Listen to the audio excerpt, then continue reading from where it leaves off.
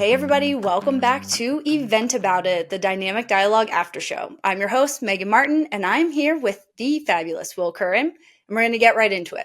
Woo. So let's quickly reintroduce you to our listeners that maybe didn't hear the Event About It podcast. What? So Will They missed Curran, it? They missed it? probably missed it, but just in case, we'll reintroduce you. You need no introduction, but we're going to read it anyway.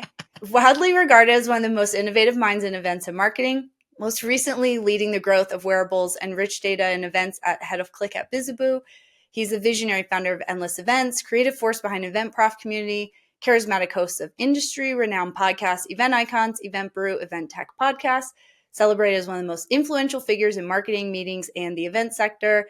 I'm not going to read the rest of this. You guys can keep reading on his website, willcurran.com.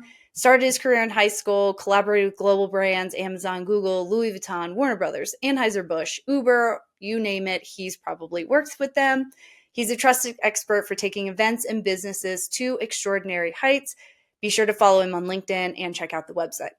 Now, I plugged the website last because one of my absolute favorite things on your website is how transparent you are about yourself, but transparent about your favorite things. Yes. And so there's a laundry list of all your favorite things, your favorite apps, all of those. But maybe give us like 5 right now that you're loving, crushing on, like 5 favorite things. Yeah, for sure. Yeah, I like finding the best stuff. Like that's one of my favorite things is like I'm incessant about, if you're going to spend your energy using an app or a product, like it's got to be the best. There's some times where like I choose to not go with the best because like let's be honest, like yeah, I could choose the best ring and it's like unobtainium and it cost $1 million, but like I'm not gonna go that level. So top favorite things right now. Well, first of all, thing I use like every day, I can't live without is Perplexity. Perplexity's web app best. plus It's the seriously the best. iPhone. My new favorite thing is the keyboard shortcut. I do Command Shift P, and I can just immediately start talking to Perplexity. I love the deep research tool. I love creating spaces and having it do deep research. It's honestly incredible. I do it a lot of times where I ask it a question, have it do deep research, and then I just go off and do something else, and I'll come back and be like, "That's right, I'm working on that project." Come back and like read all the research that's come up with. That's Equally one of my as obsessed with it. I just recently did a whole focus group report analysis for a client I'm working with, and the amount of deep research that Perplexity did on the whole market analysis basically was started on Perplexity. It's the best. It's amazing. I honestly wish I had it when I was starting my business because like, I couldn't have done market research. I can't believe I paid people to do market research now that tool exists. Yeah. And the one difference, just so people know, yes, and I don't know if it's for you, but for me, why I prefer it over like ChatGPT. Yes. ChatGPT and some of the Google, Gemini and other AIs out there, they don't give you references, which is always the research nerd in me. Like, where did you get that? Like, did you just pull it out of thin air? Like, anyone can say anything on the internet, where Perplexity gives you all the data resources that it pulls from when it gives you the report, like exactly where you can find sort of that data, where it came from. It'll be like, Megan is an awesome person, number one, in a little like subtext. You click on it, it'll be like, oh, here's an article or like a Reddit post where someone raved about how awesome Megan is. Yeah. As an example. So I like that piece. I also like it too. The deep research, I like it better than ChatGPT's because it consistently keeps prompting to search the internet for more information. So like one of my favorite numbers to watch, if you watch at the top right, it says the sources and it will show you the number of sources. So as it's doing the research, the number of sources goes up. And like if you just ask it a simple question like, what's the best like headphones to buy? It will just be like starting at one source and it'll be like 95 sources. And like, let's be honest, you can't search Google and look at 95 things that fast and that quickly. So most people don't go past the 3rd page. I think that's some research. Like no one's going past page 3. So like if your search result is on page 5 or 6, like no one's even going to look at it anyway. Absolutely. So other things that I absolutely can't live without. Let's go down, try to pick things from like different categories because I can choose like apps a lot of time. Some of the stuff also isn't maybe even on my list quite yet. This is actually pretty cool. Is this going to be a video podcast or is this going to be audio? Okay, cool. So I'll show you guys this on video then. So I just got this last week. So this is a thing made by a company called Hyperspace Lighting. Let's turn off the lights so you can see what it looks like. Infocom, Avixa, if you're listening. Yes. Get them as an exhibitor. So they make these like super cool mirror-based like lights with LEDs in it. And this one's battery operated. This is our nano one with this like power stand. We used it actually at a music festival over the weekend to like tell everyone where we were. but it's cool because you just like looking at it, and I won't like spoil it too much because it's honestly something you have to see in person, and a lot of people look at this and be like, why would I ever spend that much money? But like I'm looking at it right now, it's like an infinite cavern of lights and cool things to look at. So this is one of my favorite things right now. They make a bigger version that I'm probably gonna end up buying. But hyperspacelighting.com, hypercube is what it's called.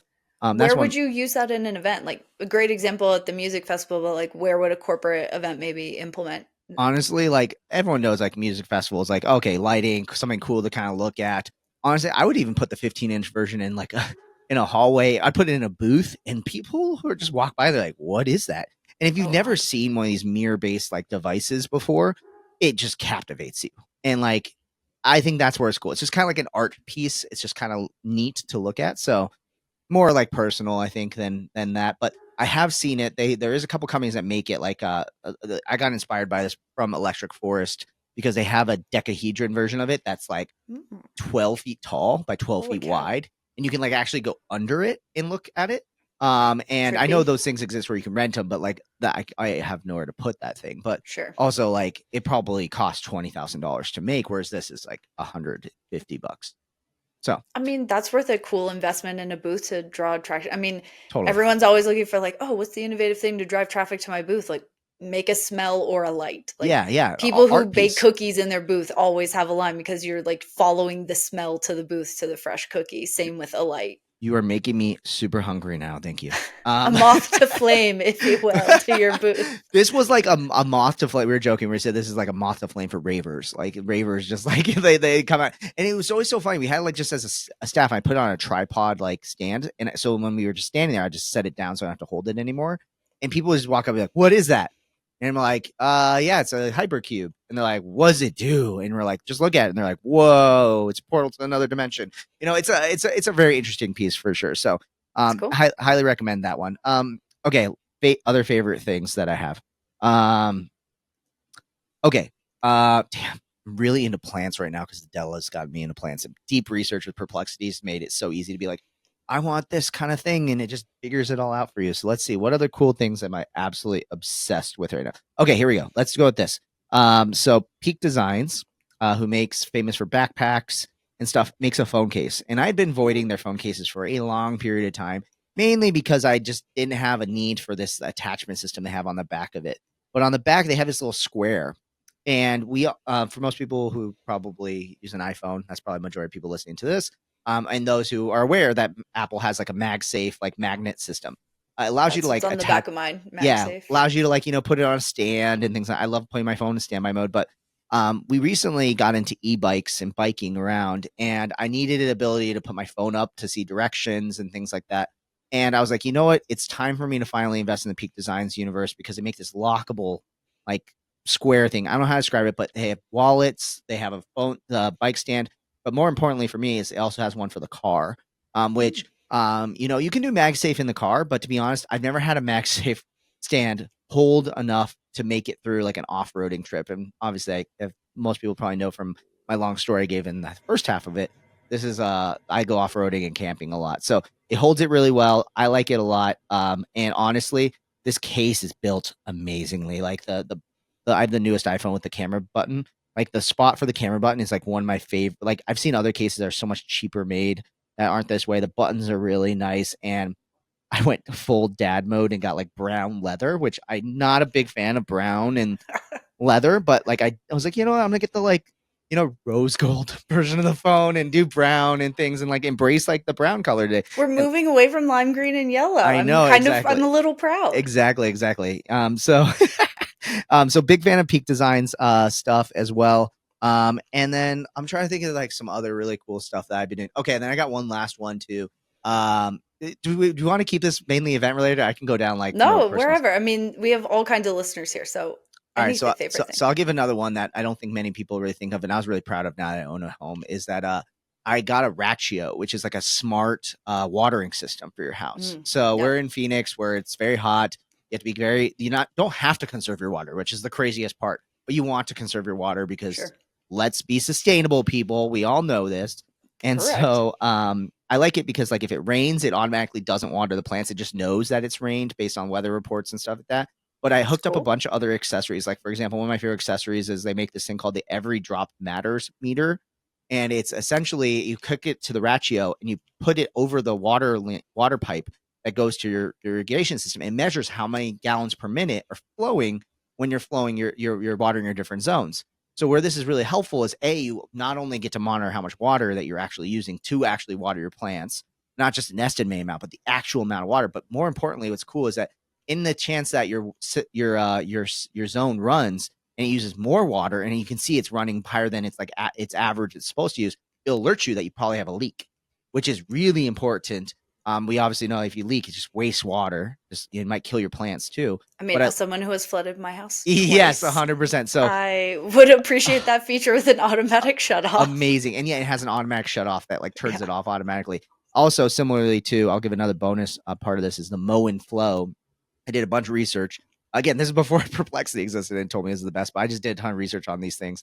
Moen makes a thing that goes over your water main. It does the same idea. It measures how much water is coming, but also allows you to put those pucks underneath all your sinks and toilets and stuff, and it detects water, it shuts it off. But I like that it also shuts it off if there's an abnormal amount of water.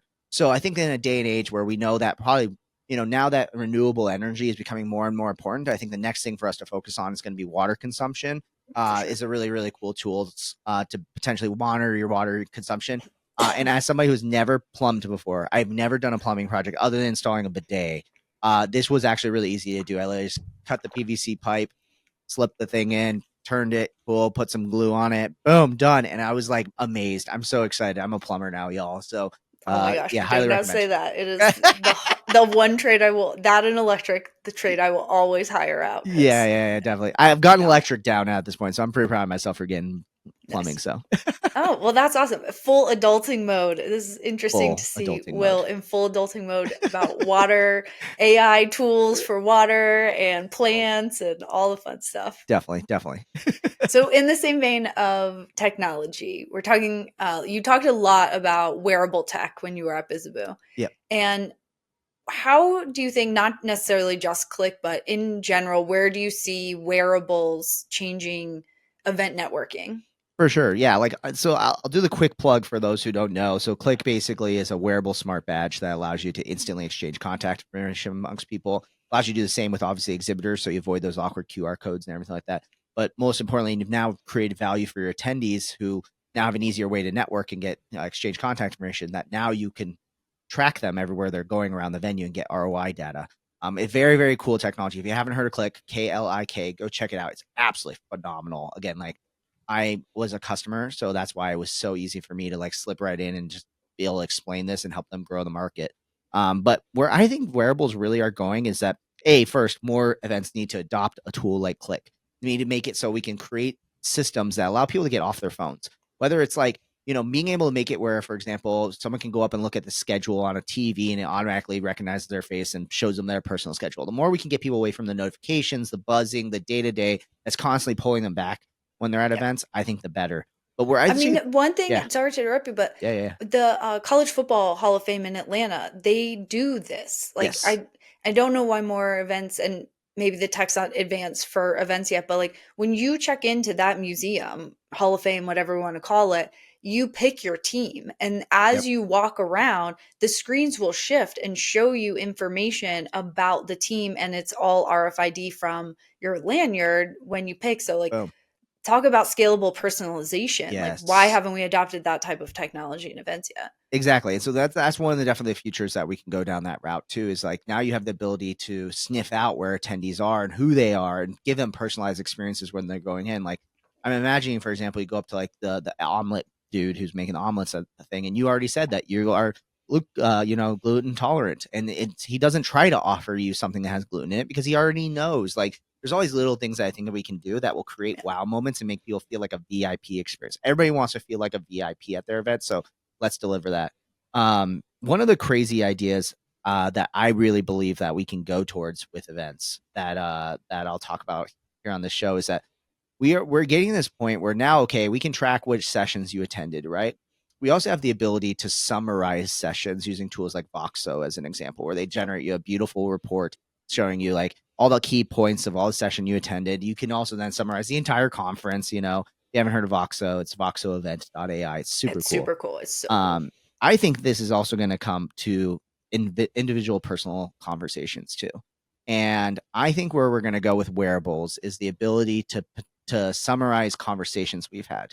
We've all been there before. We're at events and you're like, let alone do I barely remember anything for the first day. If you tell me like, hey, yeah, you met like John, and I'll be like, who's John? And they're gonna be like, oh yeah, it's a guy that walked up to you and talked about the XYZ. And you're like, okay, yeah, I remember that guy.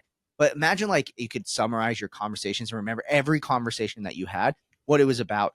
And then just like teasing it a little bit into that, how you integrate this larger AI trend is like, there's going to be a time where like all this data and all these things that are happening at events needs to like go out, needs to like escape and be part of the real world. And it shouldn't be all just like led by the fact that the salesperson followed up with you to get that sales conversation. But instead, like, what if you could say like, yeah, well, let's set up a meeting for after, after the conference. Yeah, that'd be great. Awesome. And then like your AI just automatically goes out and books that for you, knowing that information. It goes into your like Apple Intelligence private cloud as an example, or your Google Gemini private cloud that has all your calendar information. And then it starts to be able to take all the things that are kind of happening at events and helps us just remember them more. Yeah. And I think that's a world we have to start preparing ourselves for, because we're getting to the point where like Perplexity is doing all the research for us. Our cognitive of like critical thinking skills might start to deteriorate in some ways. So like the more we can get help with these things, it might make it so then that way we can concentrate on the more creative, the more fun, the things that we actually want to do, not remembering that I have to follow up with John because we did have a great conversation and I want to follow up with him, or even barely just remembering what that conversation looks like. And, some people would say like maybe your phone could do that. But to be honest, like I think people are just too freaked out at the idea of, as much as it already does, listens to you all the time. Sure. I don't think that it's going to be I don't think Apple's going to be the one who's going to be like, yeah, just, put your phone in your name badge holder and just walk around recording. It's going to kill your battery life, all those things like that. Yeah. But a wearable device, on the other hand, that can do that. That's the future for me. Oh, agreed. I mean, to that point, the whole Meta Ray-Ban glasses, totally. I mean, they totally freak me out. Don't get started on AR. Oh my God. Yeah. 100%. Like, does anyone need to be recording all of that? And to the point of like thinking about getting that into the wrong hands. I mean, the person who attacked New Orleans right before, I think it was the Super Bowl, was using those to scope out the area and all of that. So like, that's the slippery slope or I love some of the innovation coming up. But at the same time, I'm like, oh my gosh, this is all definitely too much. There's definitely a lot of like safety concerns that we have to think about when it comes to these sort of things. But I think in the meantime, like there's a lot of really, really positive things I think that we can expect. I agree. And with that vein, Apple's starting to get into the event game. I don't want to say like in the event game that you and I play in, like major conferences, for-profit trade shows, right? Like social events, your kid's birthday, like that's where Apple's playing. But one thing I've never quite understand, I'd love to get your thoughts on it, is almost everybody wears a smartwatch. Yes. I don't have an Apple Watch. I think they're ugly and I just don't want to be that connected. But I do have a Garmin smartwatch. That's you have an Oura Ring, right? I don't. Oh, you don't? Okay. The only smart wearable I have is a Garmin smartwatch. And I only wear it when I'm on site so that I can get notifications. And then if it's important, I can grab my phone and answer. And you got to get the knowing that you did that 30,000 steps. Let's be honest. Like that's a great feeling. For real. But also my phone is tracking that too. So like, do I really need a watch to do it? But either way, when we are on site and it's all these wellness challenges, right? So like everyone's trying to incorporate wellness. A lot of people just check the wellness box, and some point in the near future we're going to have a wellness person on talking about this and the business side of adding wellness into your events. But they'll say, oh, we did yoga in the morning, check wellness, or oh, we did the 5K run, like check wellness. But then they do these like walking challenges and there's like leaderboards, but they're typically apps that you have to download, or it's like it's like all these steps to be able to participate in that. But everyone's already wearing an Apple Watch. So at some point, do you think Apple is going to expand their wellness offerings into the event space to do like these wellness challenges and make it easier to incorporate wellness every day? Like, where does tech play into that? Yeah, like I don't know exactly. I wouldn't say yes, but I think there is some potential on there that, for example, like Apple could do something like figuring out how well, because the thing that like about wellness data is like where Apple's starting to realize is, and everybody's starting to realize building these apps is like everything's connected to each other. So the more you can get data to kind of interrelate with each other and provide you insights based on that, the better. So like, for example, one of my favorite apps is Rise, which is like it helps you track your sleep, but it tracks your sleep debt, which for a while, like people have known that sleep debt, it matters and doesn't matter. But what it does is it realizes sleep debt connects to where you're spending your time.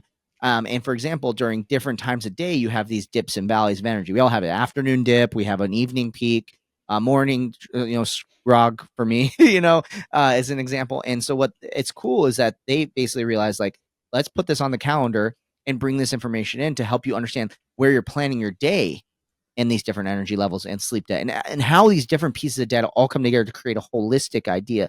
So I think Apple could do something where, like, for example, it knows that you're behind on your step goal, right? And they kind of just recently did this where the rings, for example, you can pause them for like a period of time. Like, if you're sick, for example, you shouldn't be trying to get 10,000 steps if you're sick, right? Sure. I want to hit pause and I want to be given a chance to not hurt my streak. Well, where I think Apple could potentially go is it looks at your calendar and realizes, hey, you're coming up at a conference. Well, it knows, because it's an AI, that average number of people that walk at conferences walk at least 15,000 steps. So it might be do this thing where it says, take it easy. Your step goal is 5,000 steps these first couple, like before the conference.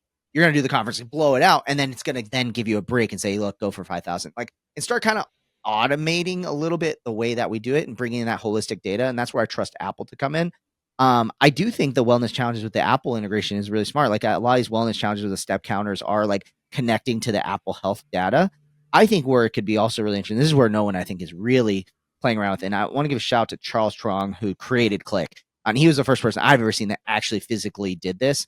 And they basically did a study at the first year I ever saw it was at oh my gosh, C2 Montreal, where the first time I experienced Click in Great person. event. Great. Yeah, amazing event.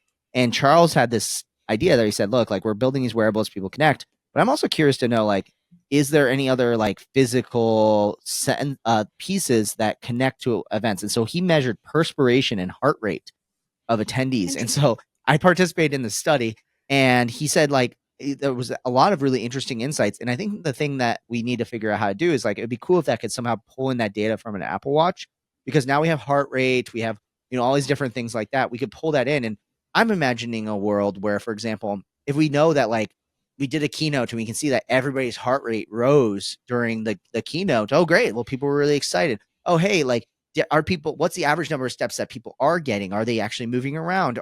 Is there a time where, like, I start to see the afternoon slog of energy that's starting to hit? Can I then maybe decide to pull a DJ on stage and get everyone a dance break? Yeah, shift up the agenda. Like, maybe it's not talking heads in the afternoon. Totally. It's interactive outdoor sessions or something. Absolutely. And I think that's a big part of, like, where I've pushed a lot of our Click customers to start thinking about their data that they have, is that it's real-time analytics for your event, similar to like how we kind of could know heart rate before. We just go put arm cuff on, we know our blood pressure, our heart rate, and we have a general idea. Where it started to become really helpful is when we constantly knew where it was and we could plan around it. And so, like, I told planners, I said, look at where your attendees are spending their time, and as you start to see where they're spending their time, start to craft day 3 and day 4 and all these things like that based on that. And I'm imagining, like, a dashboard. This is my, like, future event planner dream, is like, you have a command center, you open it up, and you see, like, screens of, like, heart rates and where people are spending their time and which sessions are most fire, who's networking through, which sponsors are doing well, who's talking the most to each other, what sort of word clouds are popping up with things. And you start to, like, instead of going into an event being like, and here's our schedule and we're gonna follow it and hang on to the horse as long as we can until we get through the week. Instead, it becomes this world where we can look at it and start to say, like, okay, wow, that session's doing really well. Let's delete that session. Let's put this session in instead. Let's do this. There's a lot of, like, things that we have to figure out how we're going to do this, right? Sure. Like, you can't cancel. I mean, the logistics of that I can't even imagine. Yeah. Like, the operational side. But in maybe theory, AI yes, could I'm do following it for us, you. right? Maybe like, this is one of those things where we say, hey, like, we're going to cancel this. AI, you reach out to the speaker. They're going to get paid no matter what. They're already here. Give them a VIP pass, make them happy. Or maybe we move them in the morning. We swap times. I don't know. There's a lot of, like, different ideas this can go, but, like, real-time data coming in, I think, will start to make us understand. I think that wellness data you start to talk about, like, is incredibly valuable. And I think that's also something that might also help us make our events more healthy. Like, and this is me reaching a little bit, but like food consumption, like, we kind of, as planners, have a little bit of a responsibility to craft healthy options for our attendees, right? Like 100%. we know that we can give attendees hot dogs, hamburgers. There's going to be some pissed people, right? They're going to be angry that they did that. But at some point, too, you can also just be like, oh, and that's the way it is. We gave you pasta, you know? Well, right. Like you feed pasta for lunch and then you're like, oh, why wasn't anyone engaged in the afternoon sessions? Well, guess what happens when you eat pasta for lunch? Like you have an Exactly. afternoon slump. You feed everyone a pretzel at 2:00. Guess what happens by 4? You sugar crash. Like, Well, come on. imagine too, like the ability to know, like, oh, we did a food break, understanding like when did they actually eat those calories? When are they digesting it? Like, there's a bunch of different stuff that can kind of come into this. And like, I mean, we're talking maybe 10 years from now, this will start to happen. But like, I think that data is there. I think, especially if I told people this maybe 5 years ago, like, oh, Apple Watch and everyone shares a heart rate, people be like, you're crazy. But I can't tell how many times that I get apps that pop up and I'm like, yeah, I know this needs like access to my health data. Give it all of it.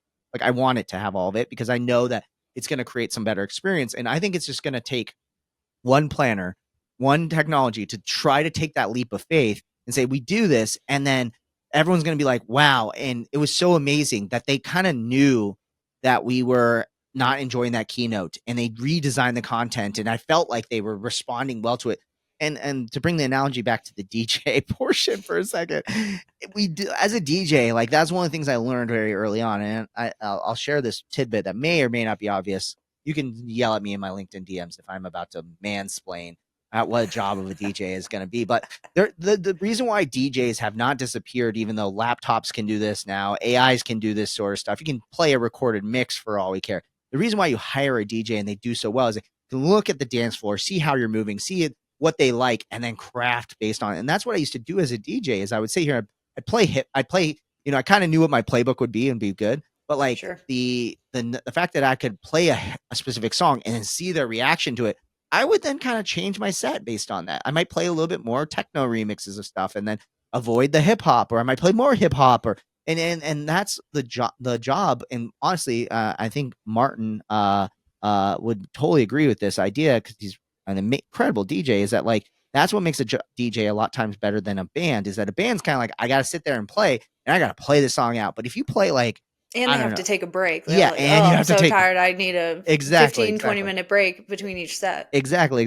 And whereas a DJ can just like, oh, let's mix out of that. Let's go to something else. And I think that's where planners can start to think their future of their jobs will be. Is that you're less like the band who rehearsed and practiced and built out this whole elaborate set list and things like that, and then just prayed that the audience loved it. And instead, you become like the DJ who has all these information and all this control, and you get to move the levers based on that.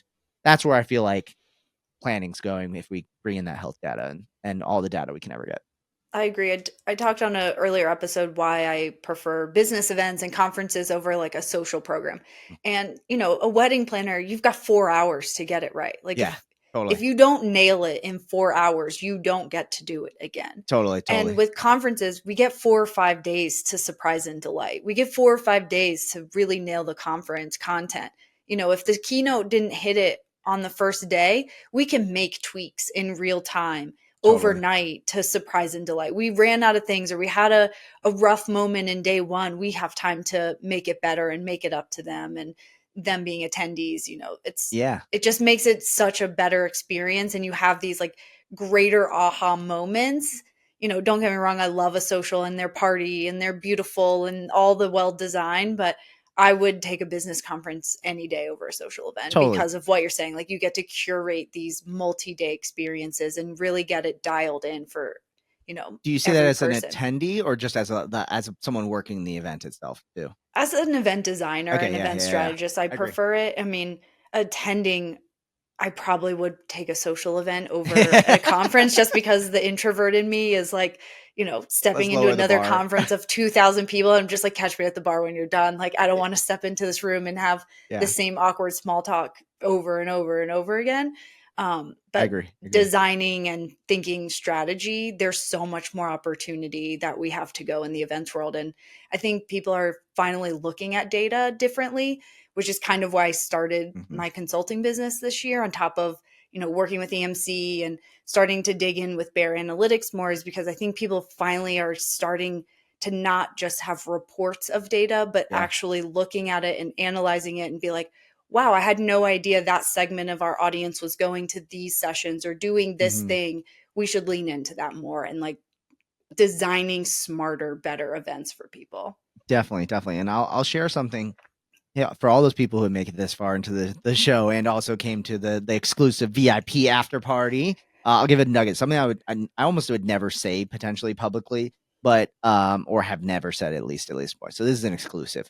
Uh, I think I agree with your exact mentality as a designer. This has nothing to exactly do with what we're talking about, but the fact that like one reason I love corporate events and the idea of a 4-day event, and I think maybe music festivals kind of get this in a little bit of a way, but the idea that like, yeah, day one, everyone knows day one of a conference is crazy. Like Yeah, you have to be prepared that that's intense. But one of my favorite things is day two, day three, day four. It's like a coast mode. Like you kind of like it, ideally you want to start to take in that real time data, and it doesn't become coast mode completely. But like in a lot of ways, like you solve so many problems that first day, trial by fire.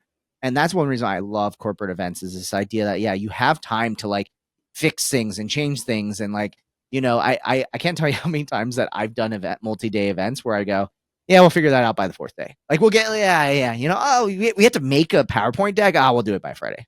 We got time. And I think that's a pretty cool special thing. That I think no one would really admit publicly because it's the mission of like basically it's easier.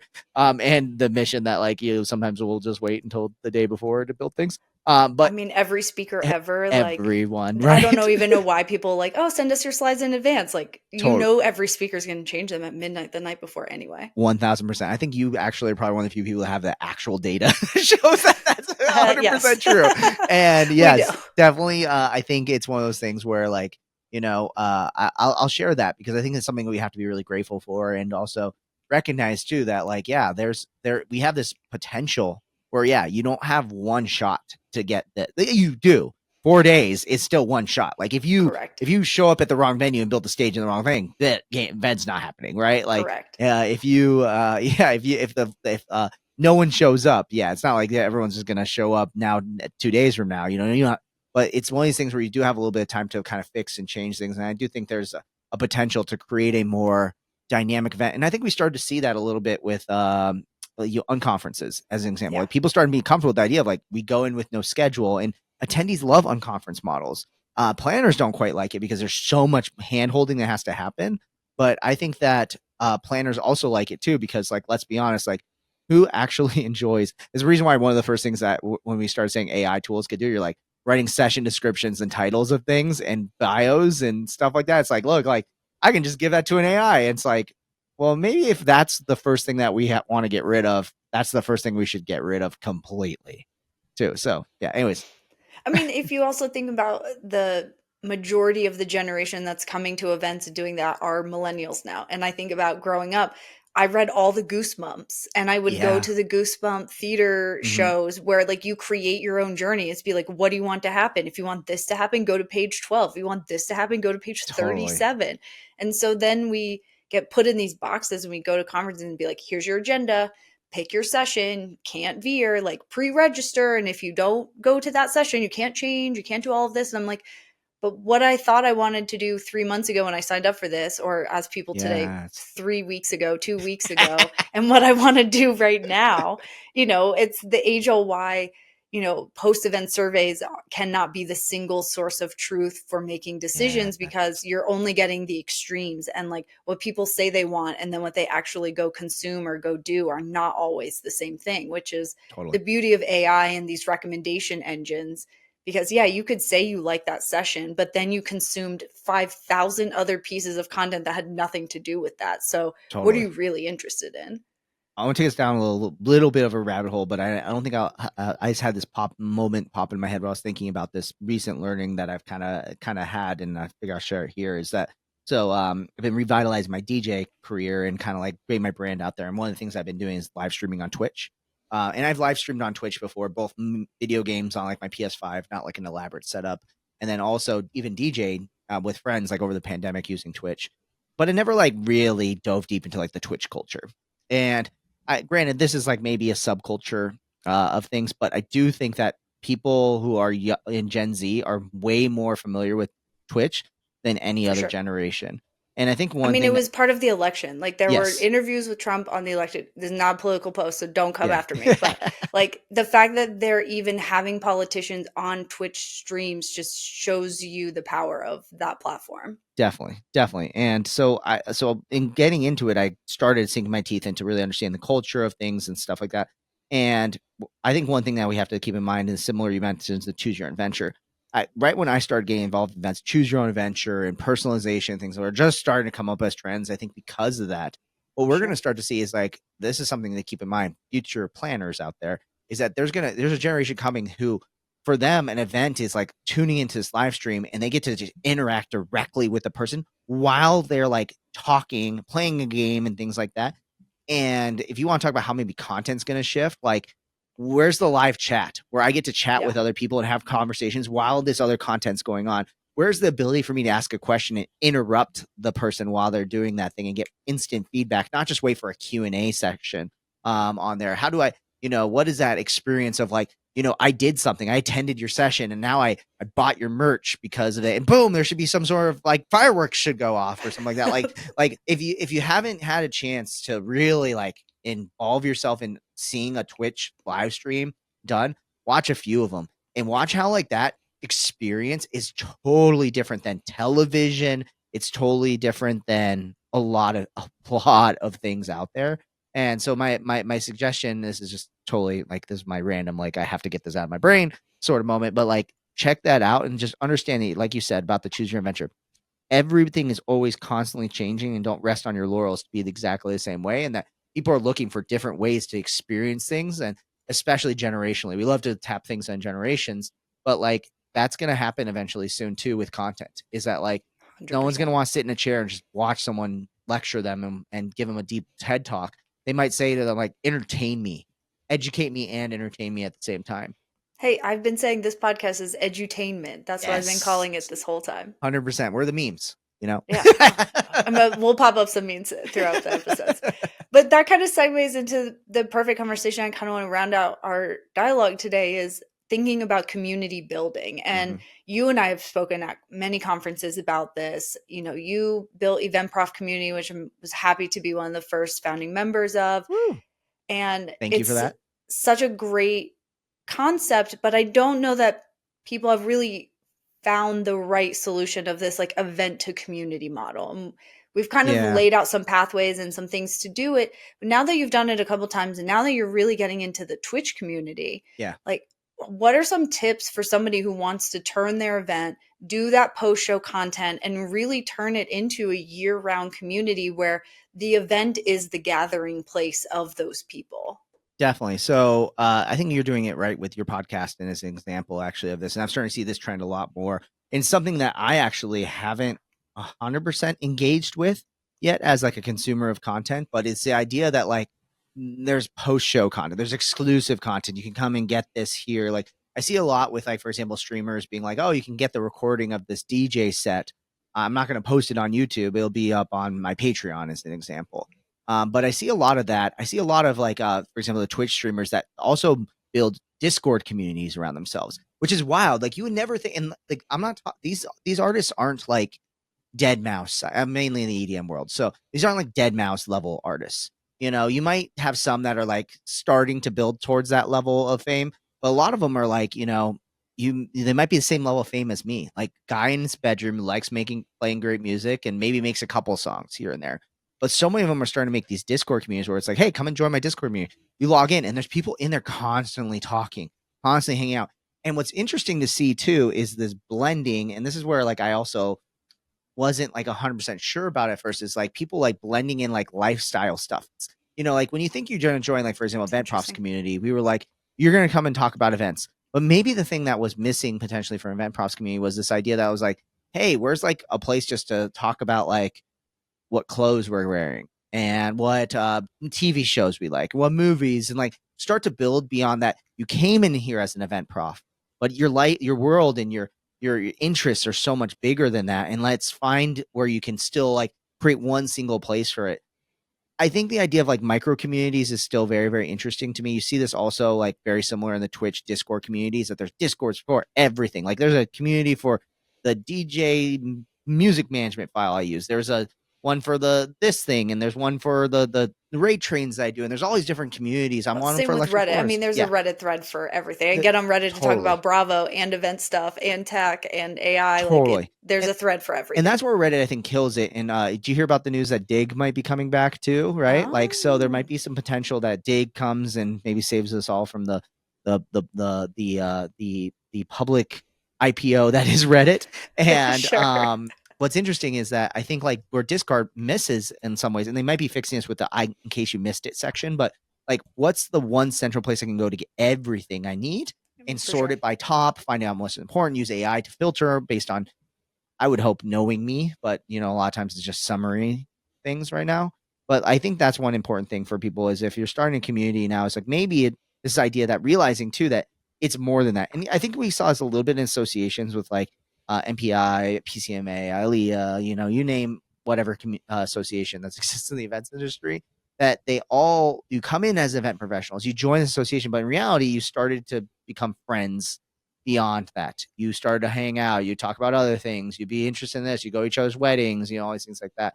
I think that's an interesting part of it that we might be missing a little bit online.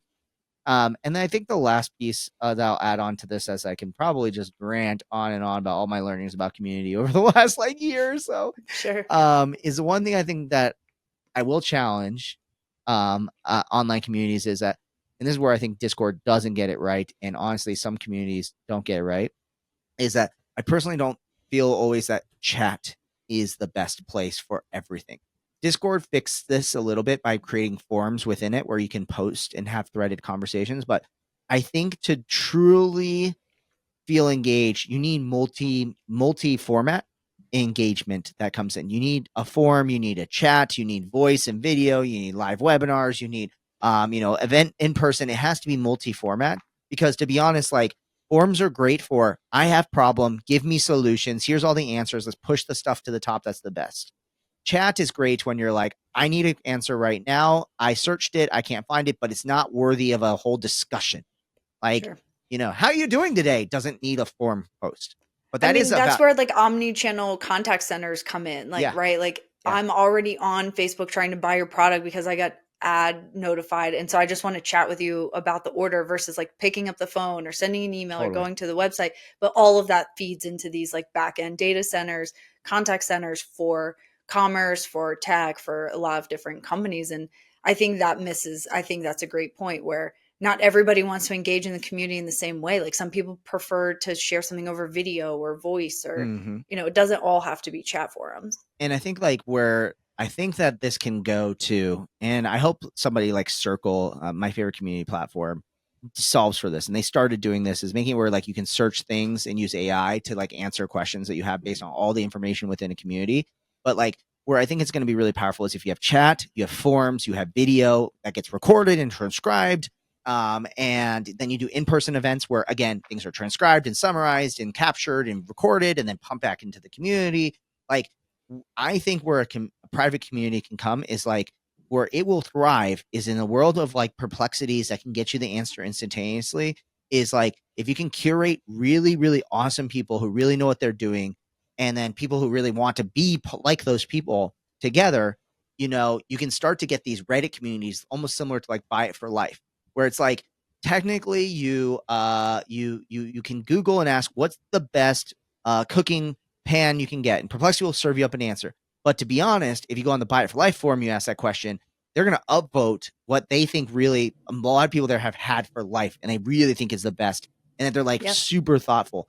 Obviously AI scraped all that Reddit data, and maybe not into the future, but like I think that's where a community has really power, especially for the very, very niche. Because we've all seen this happen now. As if you're a planner out there, chances are, if you're listening to this, you're an advanced planner who probably has done all the online courses. You've read all the blogs. You probably see the headlines that used to come from even like Endless Events, my old agency, and you look at it and be like, "Yep, I already knew all the answers to these top 10 things I should be paying attention to for the year." Oh, I wanted, 1000%. I will you say know, my mentor in the space used to tell me oh, we're going to PCMA and you're going to sessions and I'm going to have hallway conversations because I learn more in hallways talking to my peers than I'm going to learn in any of these sessions. And totally. younger planner, I was like, you're crazy. And now I'm to the point there's really not a lot of sessions that interest me at some of these conferences because I'm like, yeah, I'm already doing that. Like, Totally. I'm a lifelong learner. So like, Yeah. I'm always going to go to Yeah. the sessions and learn. But sometimes just sitting at the round tables, going to the intimate dinners, I'm learning so much more than sitting in a session. And there's a different stage of everybody in their career. And where I think like this is where community really has the power is that we're going to ask ChatGPT, like, what are the trends for the year? And it's going to be DEI, sustainability, AI, personalization, right? Like I can name the generic trends that are all going to hit that have been around for like the last 5 years. And if you're an advanced planner, you're going to be like, and I knew that. Well, now give me more. Like, well, you'll have a source that you cite a specific statistic why I should pay attention to it, and then I'll rabbit hole down that. But where community will have the power is that people will share even more hyper specific information, and then you don't run into the problem like and this is a pro tip for anybody using like Perplexity, ChatGPT, things like that, is like tell it it's February 2025, it's actually March now, March 2025, and I want to know what should I be paying attention to in the events industry from the last 3 months. Only pull from sources in the last 3 months, so then that way you don't get this like distillation of like the last 10 years of trends and then pumping it your way. And the same way that like you ask someone like, what's a good marketing strategy? You probably saw this when you're doing the podcast, right? Like you said, Yeah. what's a good podcast promotion strategy? And be like, yeah, post it in all the channels and, post it on social media. But like, if you said, hey, what should I do about it in March 2025? It's going to be like, make a Discord community because that's popping off right now. People love that. That might not be the answer, but like it's going to In give you general, very yeah. hyper specific data and information. I think that's where community potentially has a value. And I think it also solves for this problem that like, and this may, I don't know, maybe this is something that I need to explore a little bit personally on my own as I start to reflect on this, as I say it out loud, is like, maybe I do all this research and things like that. And I've started to think to myself, maybe I want to create like a Will Curran Discord community that's surrounded by like all the general passions that I have, because there is so much overlap I've started to have as I started to make iMessage groups where I have friends that are like, they're in my tech chat, they're in my sustainability chat, they're in my camping chat, they're in my, my EV chat, and they're also in my, my music chat. And like starting to realize that there's people who kind of like want to intersect all these different things. And if you're going to build a brand and a community, I think it's like people kind of want that maybe right now, and that might be a potential future. Steal that idea. I don't know. That's for my that's my late night chai latte thinking I might have to do tonight. Well, I mean, two great nuggets there. One is like that's the key to using AI most effectively is the prompts, right? Like Yeah. you can go in there and ask it like, what are the marketing trends? And it's going to tell you everything. But like, what is marketing missing right now in March 20? Like getting really specific. So like if you're using AI, like it's, as you said, it still takes a human to prompt it and tell it what it needs to know or do. And so I think dialing in and getting really specific about the prompts that you're asking your AI, whatever tool it is the most critical piece to effectively using any AI tool. And then to your community piece, I think that's why you and I've always connected and been friends for so long, is we have these such diverse networks and such a curious brain. And I've realized over the years, like, why working for one company is not really the future for me, because like eventually I'm just like, well, what about this? Why aren't we doing this? Why aren't we connecting the dots here? Like, oh, you need to meet this person. Like, they're not even in our industry, but they're super interested in that. And like, just continuously connecting the dots from here to there. And, thinking about Discord and how that can be leveraged, and Apple Tech and heart rate and all of that plays into events. Like, just not a lot of people are thinking in how do we bring in social science? How do we design events? How do we bring the tech to layer on top of that? It takes a really curious mind to be able to take an Apple Watch to a command center of like, people's heart rates are dropping. We've got to do something exciting. Tell the DJ to play something. And Totally. like, could see someone with a headset in real time and be like, DJ has to drop a beat. Everyone's getting bored, right? Like in the middle of a general session. Totally. And I actually think I've done that a couple of times where, you have, where it beckons back to, and we talked about how it's different than broadcast, is like, it beckons back to when I was on newsrooms DJing, and they would you had an earpiece in, and they'd be like, all right, Will, we're going to be coming to you in 10 minutes, blah, blah, blah, this and that. And I kind of had to like know what the upcoming stories were, as it relates, and then drop it in perfectly to create this cohesive experience and stuff like that. And I feel like that's what people are looking for in the WoW side of things. So, yeah.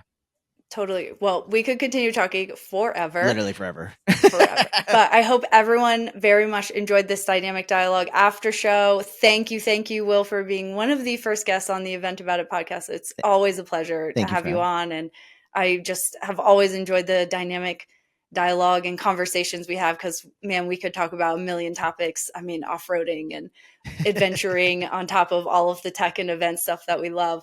But I can't wait to do it again. And thanks everyone for tuning in for the Event About It Dynamic Dialogue After Show. And until next time, have a good one.